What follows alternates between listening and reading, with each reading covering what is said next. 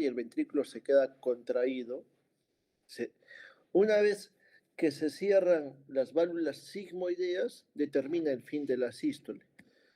Entonces, y una vez que finalizó la sístole, el ventrículo tiene que empezar a relajarse y pasa por dos fases, la relajación isovolumétrica y el llenado ventricular.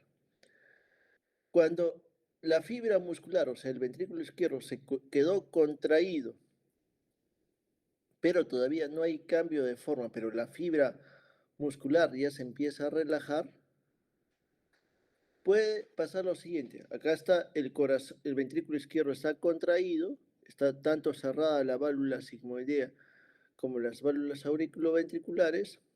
Antes de que se abran las válvulas auriculoventriculares, cuando se da la relajación isovolumétrica, pero si hay un escape de sangre de las válvulas sigmoideas hacia el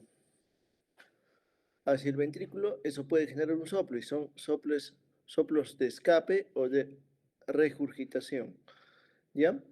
Y luego, cuando ya el ventrículo izquierdo se empieza a llenar de sangre, pero si es que estas válvulas auriculoventriculares están obstruidas, o sea, están estenosados, puede generar también un soplo. O sea, soplos de llenado de estenosis, insuficiencia o estenosis.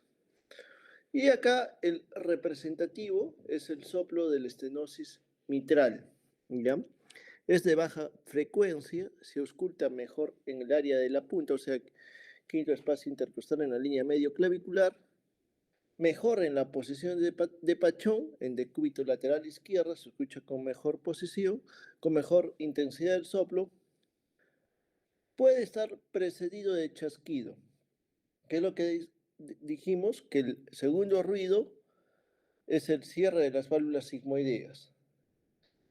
Pero cuando se cierran las válvulas sigmoideas, hay un momento en que tanto las válvulas sigmoideas como las válvulas auriculoventriculares están cerradas. Luego, para que empiece a llenarse el ventrículo izquierdo, las válvulas auriculoventriculares se tienen que abrir. Si se abre y eso genera un sonido, eso va a generar lo que se denomina chasquido de apertura. Entonces, después del segundo ruido, podemos encontrar un chasquido de apertura y luego viene ya un soplo, que es el soplo que se da en el llenado del ventrículo izquierdo. Se está llenando acá, está cayendo la sangre desde la aurícula hacia el ventrículo. Y finalmente se contrae la aurícula y hay un refuerzo en el soplo, aumenta otra vez la intensidad del soplo. Esto representa la contracción auricular. Y luego ya se cierran las válvulas auriculoventriculares e inicia otra vez la sístole. Cuando el periodo diastólico es más largo, o sea, en pacientes con bradicardia, se va a escuchar mejor este, este soplo. Acá hay que tener en cuenta lo que actualmente en nuestros tiempos es muy poco frecuente que ya haya enfermedad valvular mitral, o sea, fiebre reumática, pero para conocerlo deben saber que las valvulitis, cuando se inflaman solo los velos de la válvula mitral en un paciente en fase aguda de fiebre reumática que se inflamó, y este edema causa entre sí una pseudoestenosis de la válvula mitral, eso puede generar un soplo que es corto durante la fase aguda de la fiebre y luego ya cuando el edema va pasando, se normaliza. Pero si escuchamos un soplo que simula una estenosis mitral en un paciente con fiebre en el cual sospechamos que tiene fiebre reumática, probablemente la valvulitis mitral está generando el soplo que se denomina soplo de Carin-Kupps. Si alguien les dice, ¿qué es el soplo de Carin-Kupps? Es el soplo que se produce como si fuera una estenosis mitral por la inflamación o la valvulitis mitral en la fase aguda de la fiebre reumática.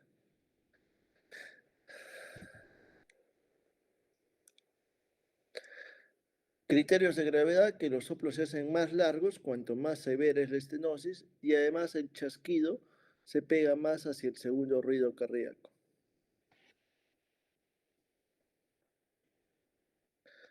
Lo mismo con la estenosis tricuspidia, ¿ya? es un soplo diastólico, generalmente va asociado a valvulopatía mitral o insuficiencia aórtica, se escucha mejor en el área tricuspidia y se identifica con la maniobra de Rivero-Carvalho. O sea, en la inspiración aumenta la intensidad de los soplos del lado derecho, acompañado con un aumento de la onda A en el seno venoso. Otros soplos de interés que tienen que conocerlo es el soplo de Austin Flint. ¿Qué es el soplo de Austin Flint? Creo que acá tenía un dibujito. No, no tenía. El soplo de Austin Flint es el soplo de una pseudoestenosis mitral ocasionado por una insuficiencia aórtica severa. Cuando un paciente tiene una insuficiencia aórtica severa y hay una gran cantidad que regurgita, en este caso desde la aorta hasta hacia el ventrículo izquierdo, a veces cuando regurgita mucha sangre, se empuja al velo aórtico y este velo aórtico va a presionar, por así decirlo, el tracto de salida del ventrículo, el tracto de entrada del ventrículo izquierdo, o sea, a nivel mitral, y como lo presiona, eso puede generar un soplo parecido al de estenosis mitral. ¿Cómo diferenciaríamos? Vamos a diferenciarlo porque en el soplo de Austin Flint, que es ocasionado por la insuficiencia aórtica severa que genera una pseudoestenosis mitral, los velos están normales, no están engrosados nada. Por lo tanto, en el soplo de Austin Flint no va a haber chasquido de apertura, ya que es lo que lo diferencia. Pues en el último párrafo dice, estenosis mitral severa es precedida de chasquido. En el paciente que tiene el soplo de Austin Flint se acompaña de tercer ruido, pero no hay chasquido. ¿Ya?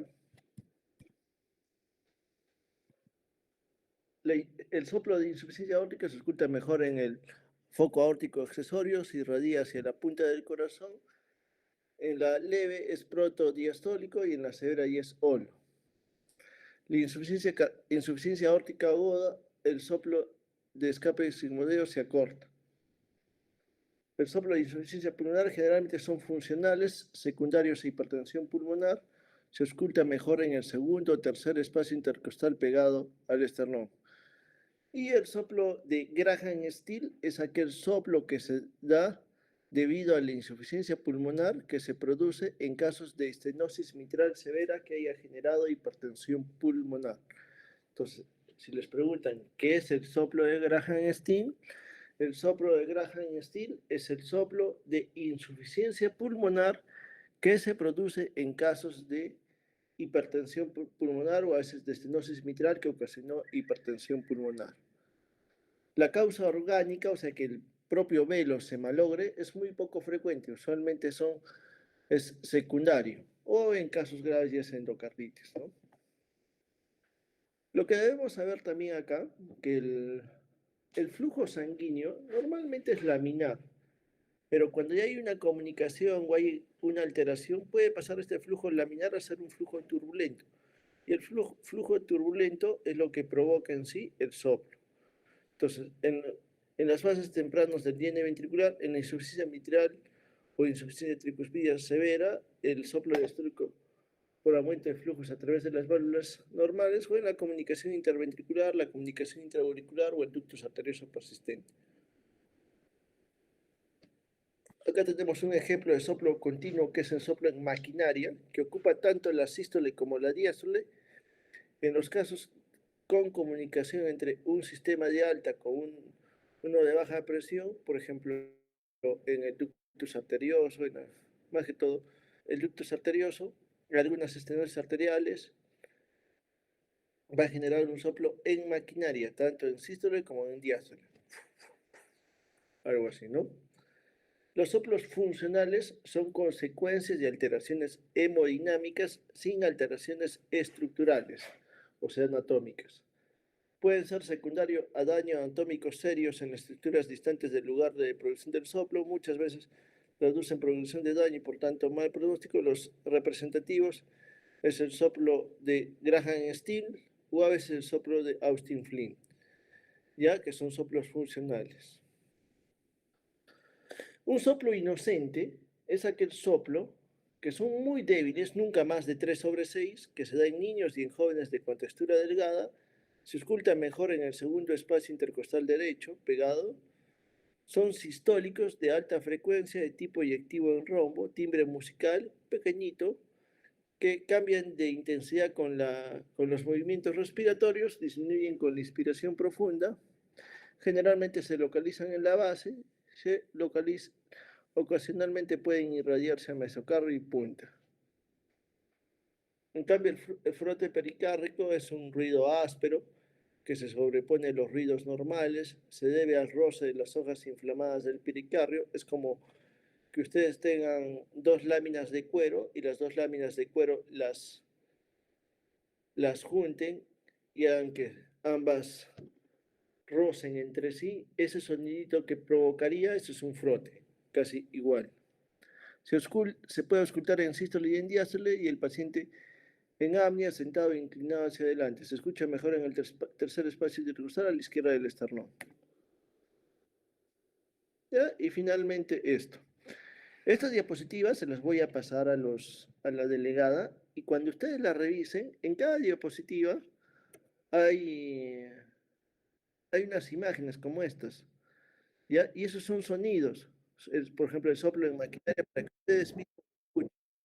Probablemente ahora no escuchan nada por lo que estamos ya acá a nivel por vía virtual.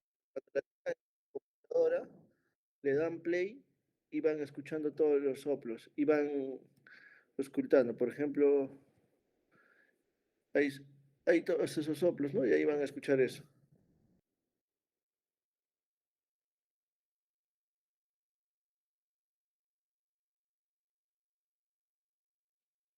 Bien, entonces, con esto pasamos a la segunda clase, que es muy corta.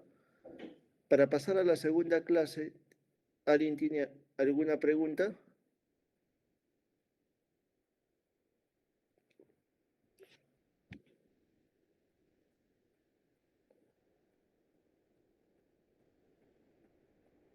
Ya, asumo que no hay preguntas.